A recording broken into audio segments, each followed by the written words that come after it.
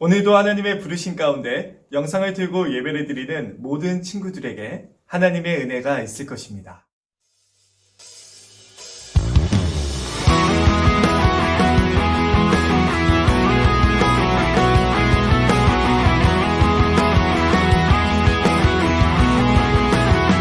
나의 소망 그 모든 것 당신께 있네. 비교할 수 없는 그 사랑, 주의 사랑, 주의 나라 임하시고 주뜻 이루소서. 주 나를 위해 생명 주셨네. 나 주의 것 다시 생명 주시려 주신을 드렸네. 다시 승리 주시려 십자가 지셨네. 예수 따르기 위해 나를 들입니다. 나의 맘과 나의 성 주님께서 했네. 나 주의 것 주 나의 것 영원토록 우린 하나. 나 주의 것 주 나의 것 주 위에 살린 내 모든 것 내려놓고 주 경배해. 사도신경함으로 2021년 3월 7일 낙원교회 중고등부 주일 예배를 시작합니다. 전능하사 천지를 만드신 하나님 아버지를 내가 믿사오며 그 외아들 우리 주 예수 그리스도를 믿사오니 이는 성령으로 잉태하사 동정녀 마리아에게 나시고 본디오 빌라도에게 고난을 받으사 십자가에 못 박혀 죽으시고 장사한 지 사흘 만에 죽은 자 가운데서 다시 살아나시며 하늘에 오르사 전능하신 하느님 우편에 앉아 계시다가 저리로서 산자와 죽은 자를 심판하러 오시리라. 성령을 믿사오며 거룩한 공회와 성도가 서로 교통하는 것과 죄를 사하여 주시는 것과 몸이 다시 사는 것과 영원히 사는 것을 믿사옵나이다. 아멘. 제가 예배를 대표해 기도하겠습니다. 하나님, 우리 사랑하는 친구들과 함께 예배 드리고자 합니다. 이 예배의 시간 하나님께서 저희에게 말씀하시고 저희와 함께 계시다는 것 기억하며 진심을 다해 예배 드릴 수 있도록 인도해 주세요.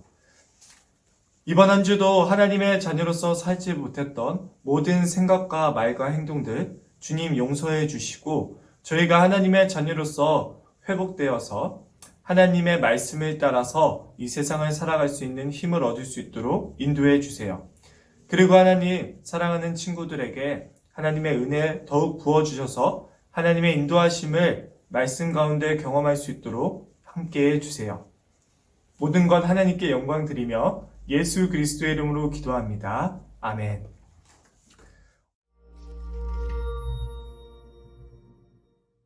마가복음.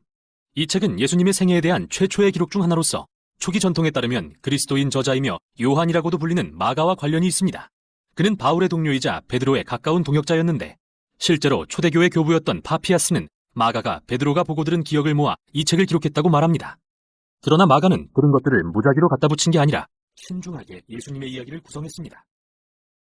마가는 책의 서두에서 예수님에 대해 이렇게 선포합니다. 하나님의 아들 예수 그리스도의 복음의 시작이라. 흥미롭게도 마가는 오직 이 부분에서만 자기 생각을 밝히는데요. 책의 나머지 부분에서는 오로지 예수님의 행적과 말씀, 그리고 그분에 대한 사람들의 반응을 우리에게 보여주고자 하죠. 마가는 예수님의 이야기를 세 막의 드라마로 구성합니다. 1막의 배경은 갈릴리, 3막은 예루살렘, 그리고 2막은 갈릴리에서 예루살렘으로 가는 길에 예수님을 비추는데요. 각기 반복되는 주제에 초점을 맞춥니다. 먼저 1막에서는 모두가 예수님을 보고 매우 놀라 그분이 누구신지 궁금해하고, 2막은 제자들이 예수님이 메시아라는 의미를 이해하지 못하는 모습을 보여주며, 3막에서 우리는 예수님이 어떻게 메시아 왕이 되시는지에 관한 놀라운 역설을 보게 됩니다.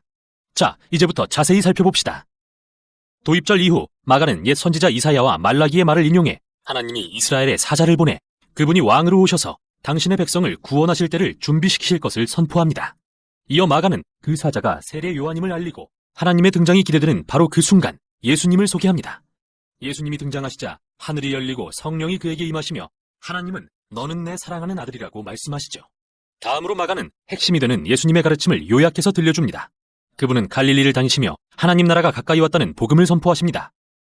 예수님은 구약에서 이야기하는 세상을 구원하기 위한 하나님의 작전을 진척시키시죠. 하나님은 예수님을 통해 그분의 통치를 회복하십니다.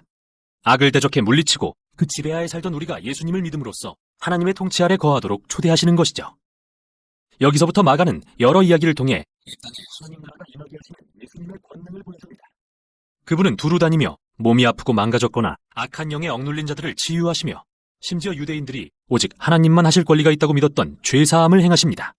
예수님의 이런 행동은 다양한 반응을 자아내는데요. 어떤 이들은 그분을 따르는 제자가 되고 어떤 이들은 이해할 바를 알지 못하고 또 다른 이들, 특히 이스라엘 지도자들은 그분이 신성을 모독하고 귀신의 힘으로 일한다며 예수님을 완강히 거부합니다. 그러나 예수님은 이러한 반응에 놀라지 않고 오히려 이 점에 주목하시죠. 4장에서 마가는 숨기고 감추인 하나님 나라의 비밀에 대한 예수님의 여러 비유를 소개합니다. 예수님은 그의 말씀은 네 종류의 땅에 떨어진 씨와 같다고 하십니다. 덜어는 잘 받아들이고 덜어는 못 받아들이죠. 또는 아주 작은 겨자씨와도 같습니다. 보잘것없어 보여도 후에 크게 자라 모두를 놀라게 하죠. 예수님의 요지는 그분이 하나님 나라가 임하게 하시는 진짜 메시아시지만 이렇게 예수님에 대한 혼란은 점점 커지고 이는 마가가 1막 끝에서 강조하는 핵심과 연결됩니다. 바로 제자들조차 혼란스러워했다는 것이죠. 그들마저도 예수님이 정말 누구신지 알지 못합니다. 이어지는 2막은 매우 중요한 대화로 시작됩니다. 예수님은 너희는 나를 누구라 하느냐? 이에 베드로가 대답합니다. 주는 메시아이십니다. 하지만 베드로는 예수님을 이스라엘을 로마인들로부터 군사적으로 구할 다윗 가문의 왕으로 생각했다는 게 뒤에서 밝혀집니다. 그러나 예수님께 메시아란 이사야 53장에 묘사된 고난받는 종으로서 예루살렘에서 자신의 목숨을 버려 하나님의 통치가 임하게 하실 왕입니다. 제자들은 이 말을 이해하지 못합니다. 왕이신 예수님을 따르는 것은 명성과 지위와 권위를 의미한다고 믿는 그들에게 예수님은 그분을 따르는 것은 사실 죽는 것과 같다고 분명히 말씀하십니다. 마치 자기 십자가를 지듯 폭력과 교만과 이기심을 거부하고 남을 위해 자신의 생명을 버리는 섬김과 사랑의 행동이 바로 그것이죠. 예수님은 제자들과 두 번 더 같은 대화를 나누시는데 모두 인자가 온 것은 섬김을 받으려 함이 아니라 도리어 섬기려 하고 자기 목숨을 많은 사람의 대속물로 주려 함이니라는 중요한 말씀으로 끝이 납니다. 제자들은 여전히 이해하지 못한 채 혼란과 두려움으로 반응할 뿐이죠. 책의 서문을 연상시키는 핵심적인 이야기를 배치합니다. 예수님이 제자 3명을 데리고 산으로 올라가셨는데 갑자기 모습이 변하십니다. 그분이 영광의 광채로 빛나시고 구름이 그들을 덮습니다. 마치 오래전 시내산에서 드러내신 이스라엘의 하나님의 영광을 보는 것 같은데요. 그 당시 산에서 하나님의 임재를 경험했던 두 선지자 엘리야와 모세가 나타나 예수님과 이야기를 하고 하나님은 다시 이는 내 사랑하는 아들이라고 선포하십니다. 마가는 이렇게 이 이야기를 2막의 모든 대화 한가운데 둠으로써 정말 놀라운 주장을 합니다.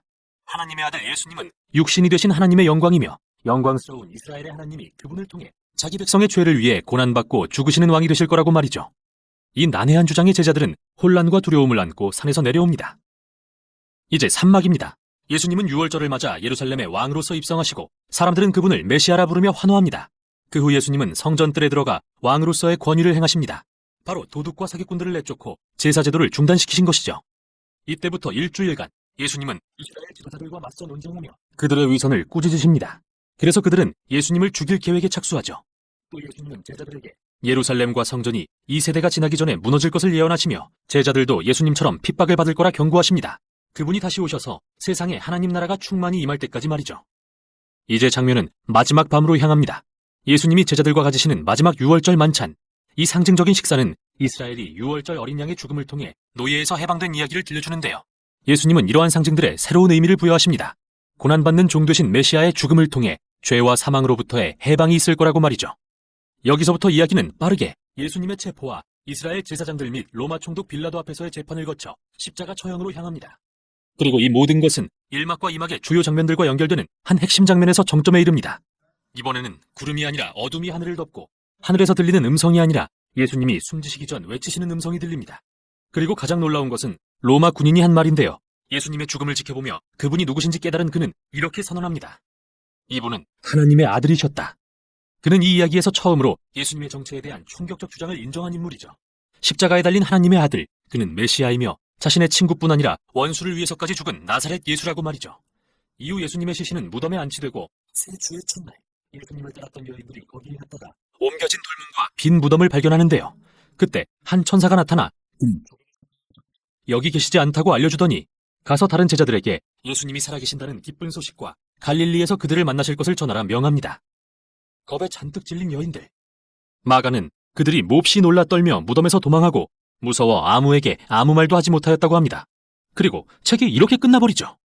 마치 2막과 1막 끝에서 제자들이 보인 두려움과 혼란을 보는 것 같습니다. 그런데 여러분의 성경을 보면 마가복음 끝에 예수님이 나타나셔서 제자들에게 말씀하시는 내용이 더 있는 거예요. 이 부분은 원래 이 책에 포함되지 않은 내용이라는 각주가 덧붙여져 있습니다. 보다 신뢰도가 낮은 후기 사본에서만 발견된다고 말이죠. 어쩌면 본래의 결론 부분이 사라졌거나 마가가 글을 완성하지 못한 것일 수도 있지만 이 갑작스러운 결말은 논지를 입증하려는 의도였을 가능성이 더 큽니다. 마가복음은 시종일관 제자들을 당혹스럽게 하는 충격적인 주장에 초점을 맞추었습니다. 즉 고난받고 십자가에서 죽으신 후 부활하신 예수님은 메시아이자 하나님의 아들이시며 하나님의 사랑과 이른바 거꾸로 된 나라는 예수님이 세상 죄를 지고 죽으심으로 드러났다고 말이죠. 그래서 결말이 없는 이 이야기는 읽는 우리가 예수님에 대한 충격적이고 이상한 주장과 마주하도록 만듭니다. 당신은 제자들처럼 도망갈 건가요? 아니면 예수님을 당신의 왕으로 인정하고 가서 복음을 전할 건가요? 그 답은 당신만이 알 것입니다. 이게 바로 마가복음이 전하는 내용입니다.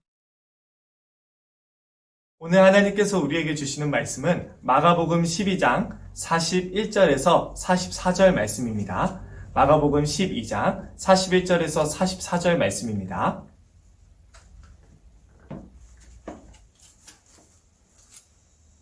신약 페이지로는 76페이지입니다.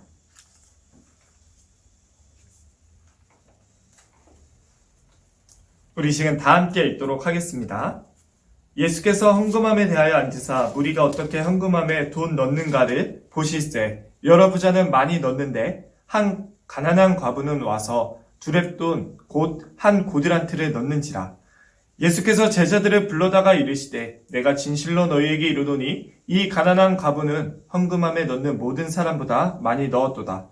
그들은 다 풍족한 중에서 넣었거니와 이 과부는 그 가난한 중에서 자기의 모든 소유 곧 생활비 전부를 넣었느니라 하시니라. 아멘. 우리 사랑하는 친구들, 이번 한 주도 잘 보냈나요? 이제 개학했다는 이야기를 들었어요. 정식적인 학교 생활 시작하면서 우리 친구들 지치고 피곤함이 벌써 몰려올 텐데 그 모든 것 하나님께 맡겨드리고 그 시간 정말로 소중히 또 즐겁게 행복하게 보냈으면 좋겠어요. 우리 친구들이 어떤 상황에 있든지 우리 하나님께서 그 말씀에 따르는 사람들에게 복 주시고 은혜 주신다는 거 기억하면서 우리 사랑하는 친구들 개학 시기 잘 이겨냈으면 좋겠습니다. 오늘 말씀은 하나님께 드리는 것이 아까울 때 라는 제목으로 함께 나누고자 해요. 우리는요 가끔 이런 상상을 해보는 것 같아요. 우리 부모님이 엄청나게 부자가 되시는 상상인 거죠. 어느 날 엄마가 나에게 와서 이렇게 말씀하시는 거예요. 너를 교육하기 위해서 지금까지 절제하는 삶을 보여주었단다. 사실 엄마와 아빠는 엄청나게 부자야. 그래서 이제는 내게 도움이 된다면 필요한 모든 것들을 다 해줄 수 있단다. 우리는 이렇게 행복한 이야기를 듣게 되는 상상을 하게 됩니다. 그리고 부모님께 필요한 것들을 이제 다 말씀드리는 거예요. 그런데 아쉽게도 부모님께서는 모든 것을 다 허락하지 않으시고 딱 하나 이번에는 허락하셨어요. 그건 바로 내가 겨울을 따뜻하게 보낼 수 있는 100만 원짜리 오리털 패딩이었죠. 이것이 굉장히 비싸고 좋은 메이커 패딩이었음에도 불구하고 부자인 부모님을 둔 우리는요 이렇게 말씀드릴 수 있어요. 엄마는 돈도 많고 필요한 거 있으면 다 사면서 나는 왜 이것밖에 안 사주시는 거예요? 엄마는 저를 사랑하지 않으시는 거 아니에요? 이와는 다른 반대의 이야기가 또 우리에게 있어요. 우리 집은 그렇게 잘 살지 않고 우리 부모님은 나를 간신히 키우고 계시는 분들이에요. 그래서 부모님께 무엇이든지 사달라고 조르는 것은 둘째치고 말씀드리는 것조차도 어려운 상황이 우리에게 오기도 하죠. 그러나 부모님이 이번 겨울을 잘 보내라고 없는 형편 중에서도 잘 모아서 아끼고 모으셔서 우리에게 겨울 패딩을 하나 사주셨어요. 비싼 메이커는 아니지만 꽤 괜찮은 브랜드였죠. 이것을 받는 나의 마음은 내가 이 옷을 받아도 되나? 좀 걱정스럽고 우리 부모님은 괜찮으실까 고민되긴 했지만 없는 것 가운데서도 나를 이렇게 챙겨주시는, 또한 이러한 것들을 베풀어 주시는 부모님의 사랑을 그 안에서 느낄 수 있었던 거예요. 우리 친구들 이 이야기를 들으면서 우리가 얻을 수 있는 메시지는 무엇일까요? 돈의 크고 작음이 중요한 게 아니라 마음이 중요하다라는 이야기를 우리가 여기서 확인할 수 있게 되는 거죠. 오늘 말씀을 보니까요, 예수님은 제자들과 헌금함을 같이 보고 계셨어요. 헌금함에 돈을 넣는 사람들은 너무나도 다양했는데 부자들이 와서 많은 돈을 헌금하는 모습을 보게 되었어요. 그리고 시간이 조금 흘러서 남편을 잃은 한 여자가 두렙돈을 넣는 것을 보았습니다. 두렙돈은 지금으로 따지면 1,000원에서 2,000원 사이 정도의 금액이라고 생각하면 됩니다. 예수님은 한 가부가 모든 사람들보다 많이 넣었다고 하셨어요. 다른 사람들은 풍족한 중에서 일부를 넣었지만 과부는 가난한 중에서 모든 생활비 전부를 다 넣었구나. 예수님께서 이렇게 말씀하신 거죠. 잘 생각해보면 우리들의 생각과는 조금 다를 수 있다는 것을 알게 돼요. 많은 사람들은 이건 말도 안 되는 일이라고 생각할 수도 있죠. 그리고 부자들의 입장에서 보면요, 더 이해 안 되는 이야기일 수도 있어요. 대부분의 사람들은 가난한 집에 부모님이 마음 다해서 준비한 그리 비싸지 않은 선물보다 부자인 부모님께 비싼 선물을 받는 것을 꿈꿔요. 하나님은 왜 부자들이 넣은 많은 돈보다 가난한 사람들이 자기의 생활비 전부를 넣은 것을 더 많이 넣었다고 이야기하시는 걸까요? 우리는 첫 번째로 모든 것의 주인이신 하나님을 보도록 할 거예요. 사람이 무엇인가를 하나님께 드린다고 말하지만 사실 하나님께서는 모든 것의 주인이시기 때문에 오늘 이 가부가 자기의 가장 어려운 상황 속에서도 생활비 전부를 넣은 것을 보시면서 가장 많이 넣으셨다고 말씀하시는 거죠. 하나님은 이 땅의 모든 것의 주인이세요. 시편 50편 12절을 한번 보도록 할까요? 비록 내가 굶주릴지라도 나는 하나님을 말하는 거예요.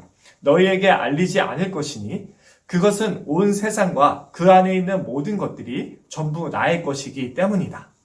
태어나자마자 사람들이 착각하는 것 중에 하나는 나에게 주어진 것이 다 내 거라는 착각이에요.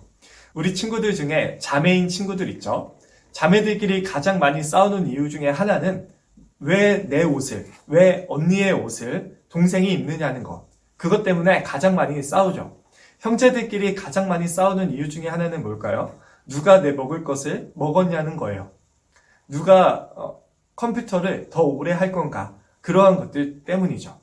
다 부모님으로부터 받은 건데 내 거라고 그렇게 소리치고 엄마가 주신 건데 엄마가 어느 날 아끼던 옷을 잘못 빨아서 망가지면 엄마한테 소리 지르고 세상이 무너진 것처럼 하는 친구들도 있어요. 그래도 우리 친구들의 시기에는 부모님께 받은 거 다 알아서 내 거라는 생각이 비교적으로 작을 수 있지만 직업을 가지고 내 돈, 내 산, 내 돈이라는 생각에 감격스럽고 모든 것이 다 내 거라는 생각이 들게 돼요. 우리 친구들은 돈을 버는 것에 맛을 들리는 친구들이 있어서 공부해야 될 시기에 차라리 알바 자리를 구하는 게 낫겠다고 생각하는 친구들도 있어요.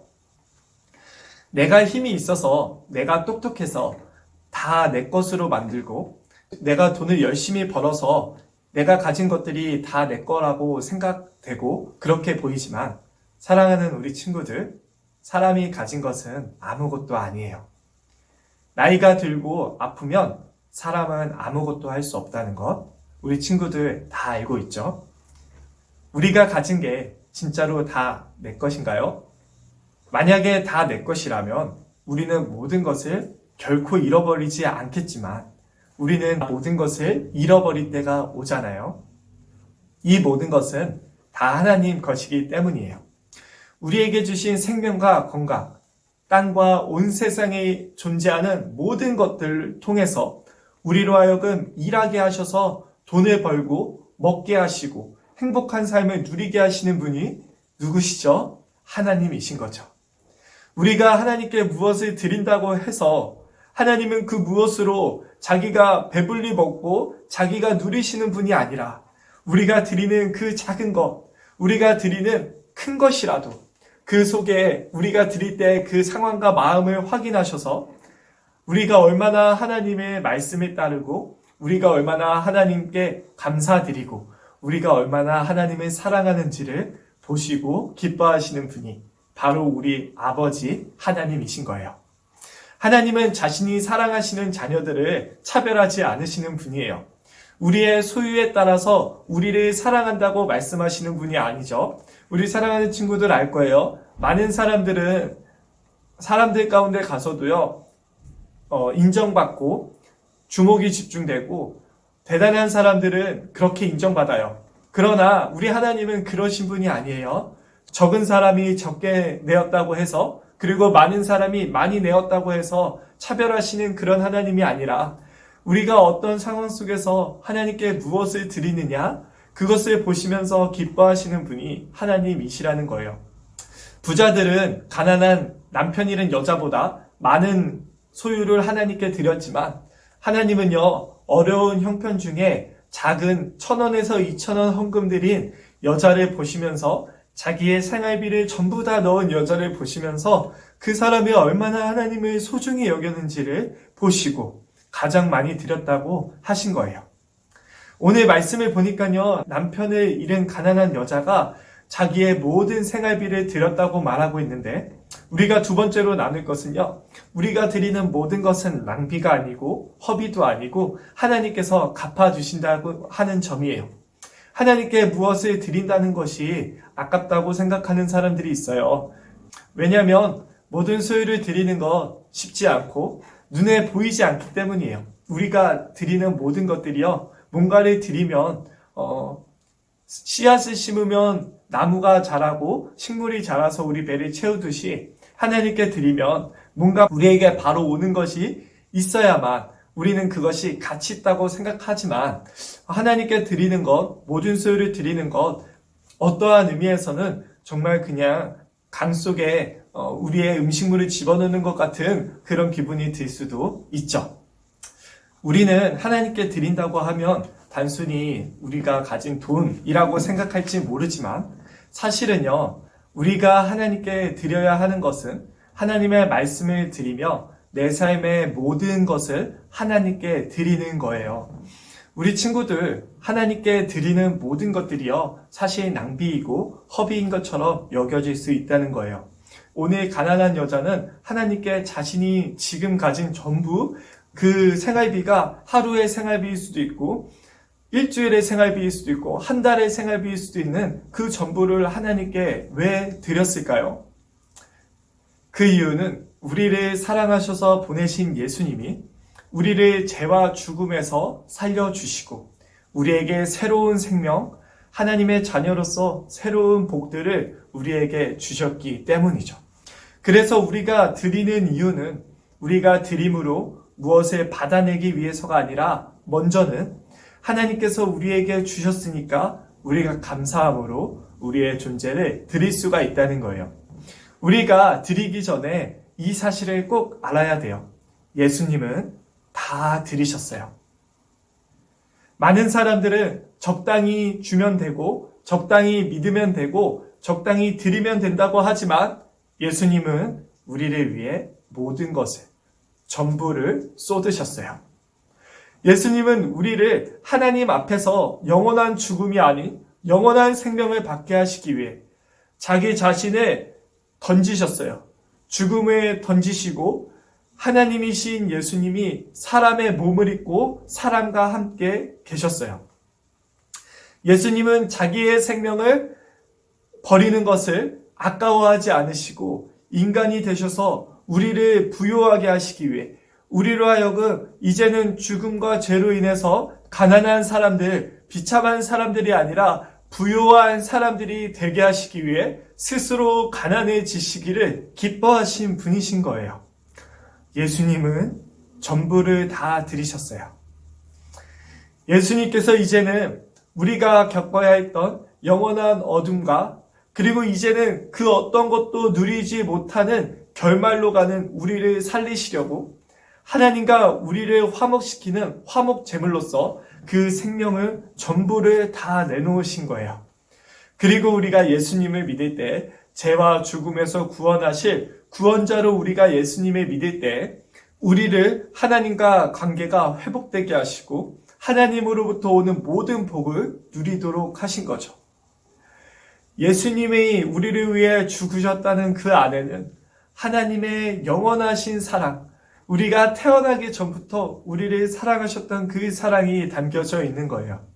그러니 이제는 나의 것, 내 것이 아니라 나를 위하여 자기 자신을 버리신 하나님의 아들의 것, 나의 것은 주님의 것입니다 라고 고백하게 되는 거죠. 단지 돈뿐만이 아니에요. 우리의 몸을 의의 도구, 선한 도구, 사랑의 도구로 하나님께서 사용하시도록 하나님께 나 자신의 전부의 모든 것을 드릴 수 있는 것. 이것이 바로 가난한 여자가 하나님께 두렙돈을 드렸다는 진짜 의미가 되는 거죠. 하나님의 말씀에 순종하여 나를 미워하는 사람들을 위해 기도하고 친절하게 먼저 배려하고 나에게 갚을 수 없는 가난한 사람들을 위해 하나님의 마음으로 돕고 하나님께 감사하는 모든 것들이 다 낭비이고 허비이고 다 쓸데없는 것처럼 여겨질 수도 있지만 우리 사랑하는 친구들 아닙니다.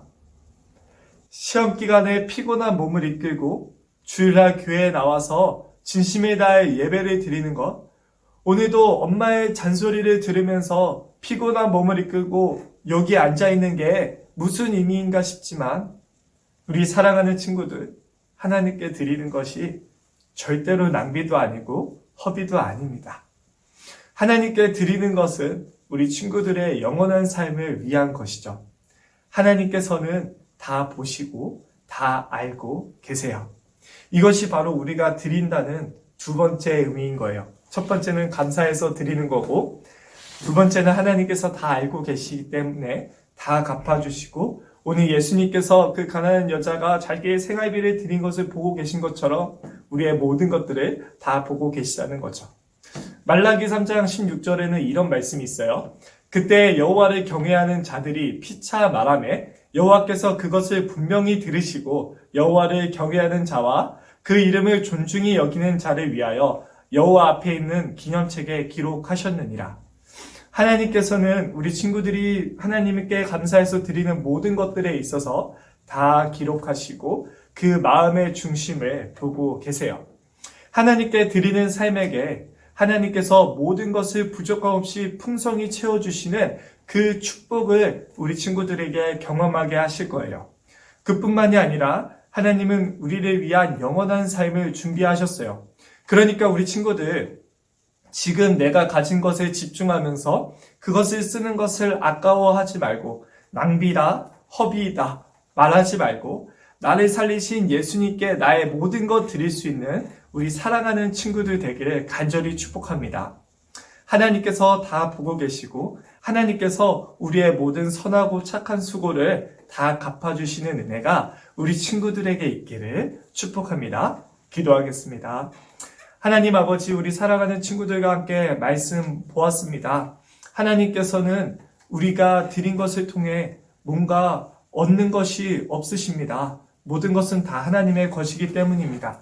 그럼에도 불구하고 우리가 얻은 것을 하나님께 드리는 것을 보시면서 하나님이 기뻐하시고 좋아하십니다. 우리가 많게 가졌든 우리가 적게 가졌든 적은 것을 드릴 때, 많은 것을 드릴 때 하나님은 그것을 차별하지 않으시고 우리의 마음을 기뻐 받으시고 우리를 위하여서 하나님 모든 것을 준비해 놓고 계십니다.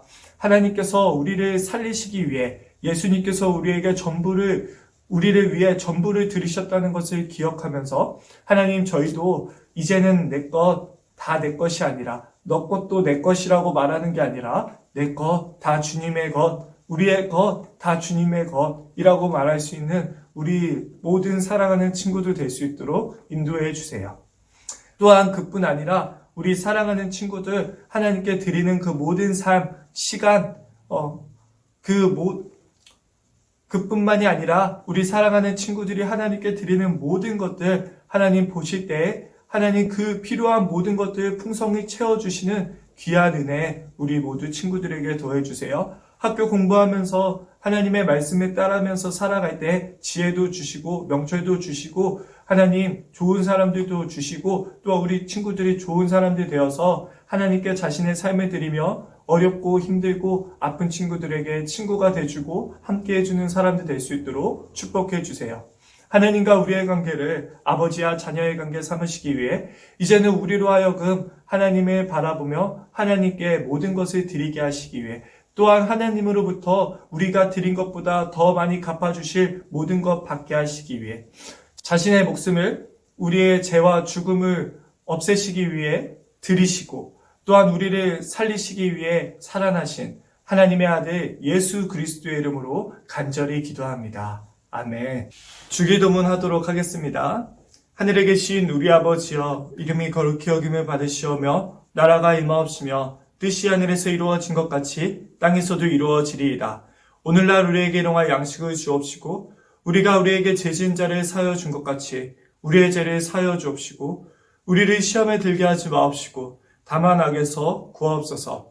대개 나라와 권세와 영광이 아버지께 영원히 있사옵나이다. 아멘. 그 사람 나 자유케 했네. 주의 힘과 구원 되시니 두려움 없네. 주의 이름 죄에서 우릴 건지셨네. 비교할 수 없는 그 사랑, 주의 사랑. 다시 생명 주시려 자신을 드렸네. 다시 승리 주시려 십자가 지셨네.